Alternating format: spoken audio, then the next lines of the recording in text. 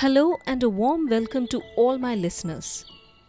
I had been thinking of speaking on topics and areas where I felt like most of the people need to know about, and so here I am. To spread awareness, to interact through your feedback and comments, and to deep dive in the topics, I thought this is the best way to communicate. Hence, I'm starting this solo series in my podcast, and the series is known as Intensify Life, where I would share with you different aspects of life. My purpose is to intensify humanity and thus intensify life on this planet. Life is what we make out of it, isn't it? It is what we think, it is what we visualize, and it is what we act upon. I hope you will enjoy this series and also share your feedback, comments, and any ideas you have so that this can be taken to the next level and I can bring about more quality content to all of you. So, in this first episode of Intensify Life, I'm going to share about something which we all just know but rather not talk about or act upon in detail. Have you watched the news today? Have you read the newspapers? Have you taken shower with the help of the free-flowing water available from the taps? Have you eaten your good food today? Have you just realized that you are alive? Let's accept it. I'm right now talking to you guys, that means I am alive. You are able to listen to this, that means you are alive too. Being alive is the biggest thing to be grateful for on this planet, isn't it? But to maintain this state, we need to act in alignment with the rules of the universe like eating, drinking, sleeping, behaving, and serving. We are doing everything to stay alive, but how much are we actually serving to maintain the balance, to return to the planet, to give back to the society? For example, have you taken a moment and thought about what are the biggest and most common problems in the world which are yet to be solved fully with the help of our own contributions in every single way possible? I'm sure you must have read in some newspapers or heard in any casual discussions regarding these things. We all do. We all talk, discuss, debate, put the blame on each other or others, and then we go home, sleep, and forget. Sometimes, someone takes the responsibility of working on these problems because mainly of two reasons. One, they have experienced it personally or someone they love have experienced it, and second, they are just fed up to be the viewer and sit in the audience to judge about what is going on, and they have decided to take matters in their own hands and clean up the mess, or to do the little bit whatever they can to do on this planet. So what exactly I'm talking about? I'm talking about something which we always simply talk, but without understanding the root cause. I'm talking about the seed of all major problems that we face today, which have become infections in our day-to-day life. These are the most common and the deep-rooted problems we are facing in the world.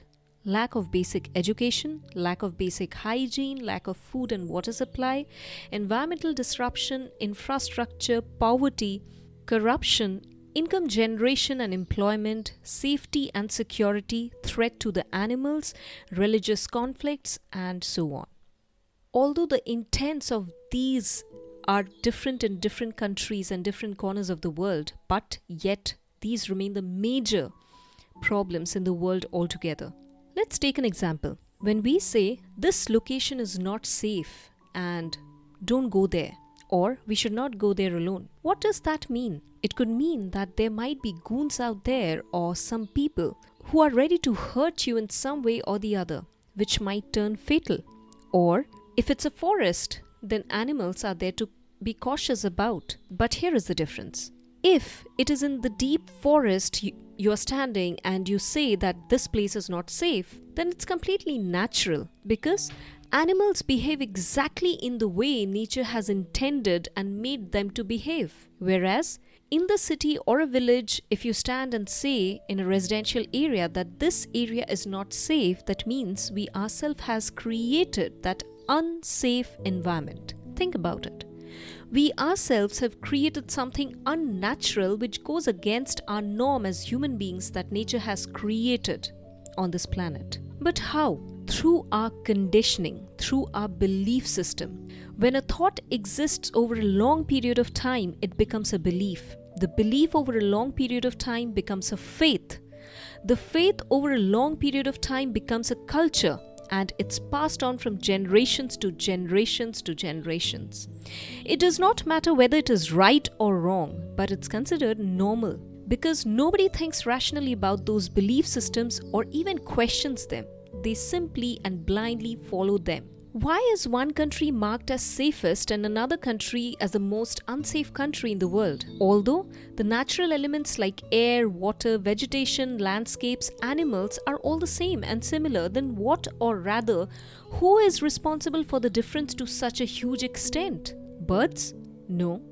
Animals? No. Human beings? Absolutely yes. Since it's been so deep-rooted for so long over the ages, how can we fix this now? We are the only ones who can fix it because we are the only ones who have created it. So how can we fix it? We can start at the ground level with a shift in our mindset, with a shift in our thinking pattern and the thoughts we create. Some of the basic things to do at the beginning are realization and awareness. Without knowing which thoughts are creating a negative impact to our lives, others as well as the society at large, then how can we fix it? Example, at home, specially choose the words you are using in front of your family members, especially children, because they do what you do.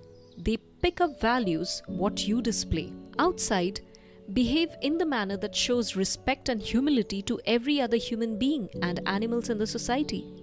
When you start doing good, you start attracting good. When you start doing bad, you start attracting bad.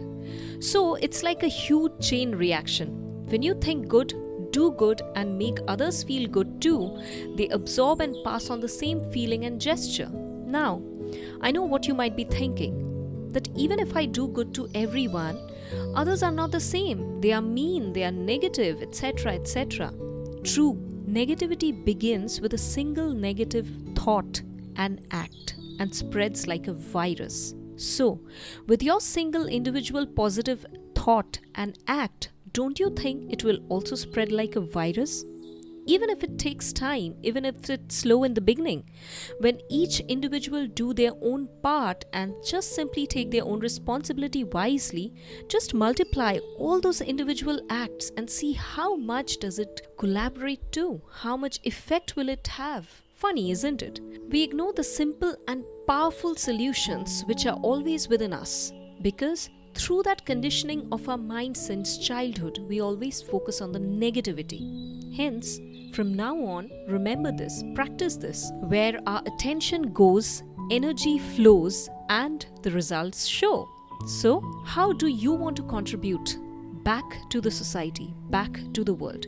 In a positive way or a negative way? Think about it.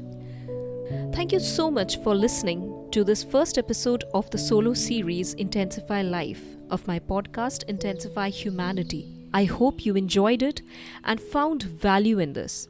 And I hope it helps maximum number of people out there. Thank you.